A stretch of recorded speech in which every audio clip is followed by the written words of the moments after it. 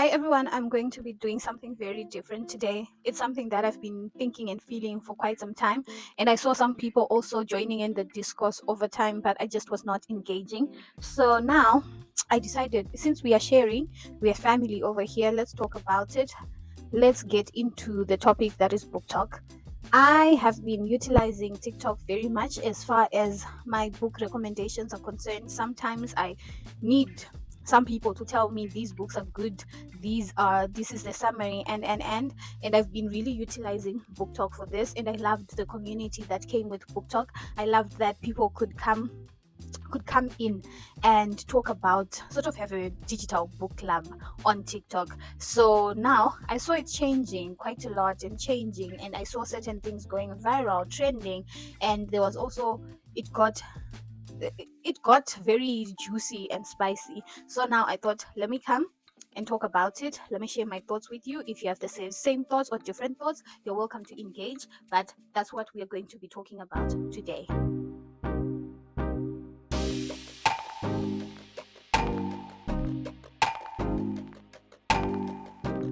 Over the past few years, BookTok has exploded into this global phenomenon, transforming the way people discover, discuss, and devour literature, with millions of views, trending hashtags, and it seems like a beacon for readers, me included, readers everywhere, readers worldwide, to celebrate the magic of books, the magic of literature.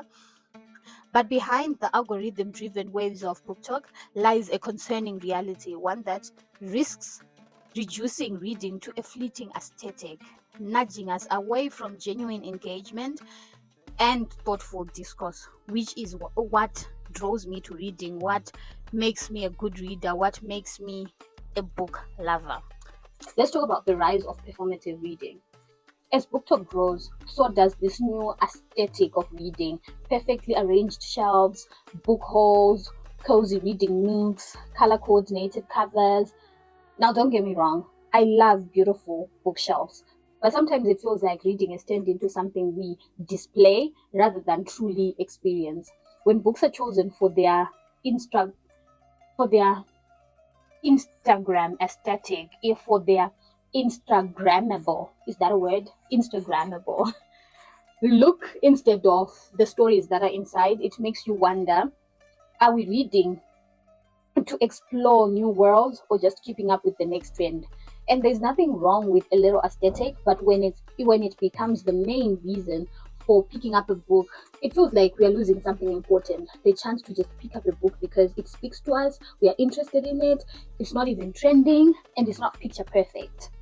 Here's another aspect of book talk culture: the speed. Whew. Everywhere you look, there are reading challenges pushing people to read 50, 100, 200 books a year. It's all about more, more, more, right? But with short, rapid fire reviews, some of the depth and beauty of a book can be lost. Complex stories are reduced to viral sound bites or dramatic plot twists, and sometimes even the creators admit to skimming just to keep up with the challenge. I wonder, have we turned reading from a relaxing escape into a competitive sport? This rush to read as many books as possible, can sometimes lead us away from savoring the stories that are being brought to us by the authors, reflecting on their messages. And it's a bit sad because reading was once this slow, immersive journey. Now it's easy to feel pressure to read faster, to read more, rather than truly enjoy each book. That's a bit of a doozy, isn't it?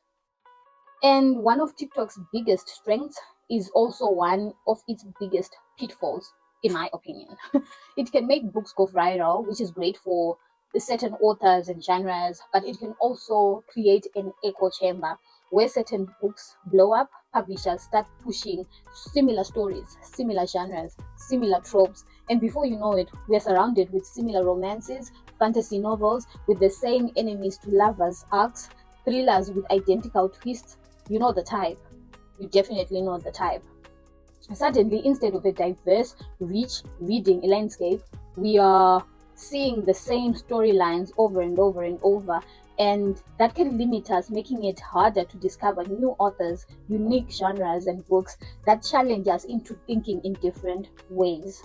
You know, another big trend on BookTok, which I find really icks me, is the focus on relatable reads. Stories that feel emotionally close, that we can easily connect with. It's amazing. It's amazing to find books that resonate deeply with us, but when relatability becomes the main factor in choosing a book, it can actually close us off from other worlds and other perspectives. Sometimes, sometimes the books that challenge us or that show us something different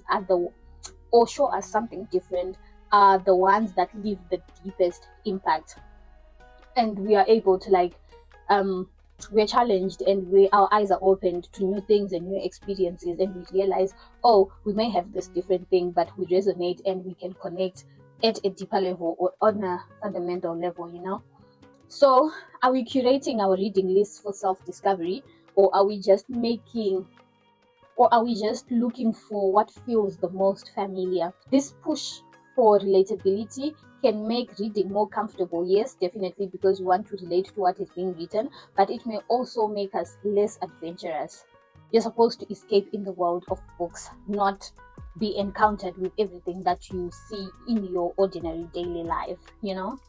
BookTok has brought so many people back to reading, and it's amazing to see younger generations picking up books again in the digital world that seemed like it was something that was going to be of the past. But there's a downside to this viral culture.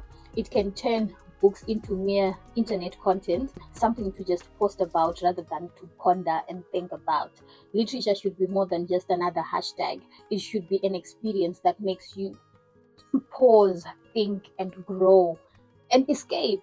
But if we are not careful, the constant pursuit for trending books could end up closing the gateway to those deeper connections that literature is meant to inspire. Books have historically been a way to broaden our minds, to dive into other cultures, and to explore new ideas. But if trends are our only guide, are we risking a future where books are just a passing fade? These are my thoughts. Let me know what you think, because it has really been eating at me. So, what do you think? Is BookTok pushing us to see books as content rather than stories, or is it just a fun way to keep up with what's popular? Let's talk about it in the comment section. What books have you picked up because of BookTok, and did they live up to the hype? Are you seeing trends that you love, or are you seeing the ones that concern you? What books have you picked up because of BookTok, and have they lived up to the hype? Let me know. Thank you so much for tuning in. Thank you for listening to me as I share my thoughts. Don't forget to like the video, subscribe to my channel, turn on the notification bell so that you're notified every time I post a video. Until next time, bye.